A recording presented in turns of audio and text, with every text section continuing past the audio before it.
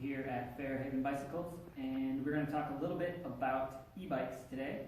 We're going to do the 5 most commonly asked questions about e-bikes. Specifically, we're going to be talking about specialized bikes, because that's what we know the best, and it does not necessarily apply to a whole lot of other brands.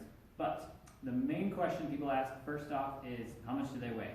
And that will depend a little bit on which model it is and what type of use it's going to be, but in general, they're anywhere from about 40 to 55 pounds for the specialized bikes. The second question that we hear a lot of is, how far can it go? What's the range of the battery per charge? And that will depend on 3 main factors. One is the size of the rider, how much does the rider weigh, how big is the rider, where it's being ridden, as in what the terrain is it hilly, is it flat, and how much assist the rider is using from the battery and the motor. That will determine it greatly.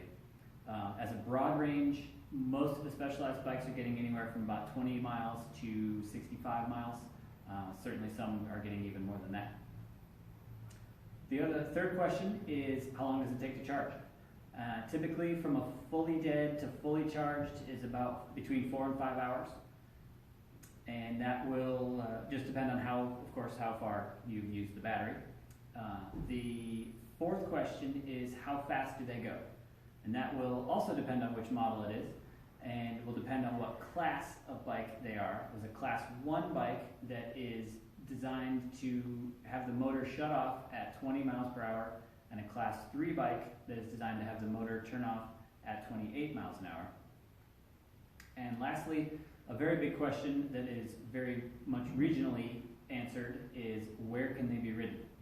In Washington, if you have a class 1 bike or a bike that's regulated at 20 miles an hour, you can ride it on any roads and any bike paths, just like you would a regular bike. If you have a class 3 bike, you technically are not allowed to ride those on dedicated bike paths. They're only allowed on roads and in bike lanes on roads.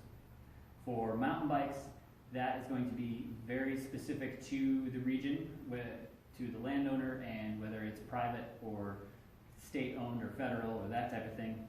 Best way to figure that part out is to contact the governing body or the landowner to see what the appropriate rules are. In Bellingham, specifically for mountain bikes, they are not allowed to be ridden at Galbraith. That's private lands for the most part, and the landowner does not want them to be ridden anywhere on the trails.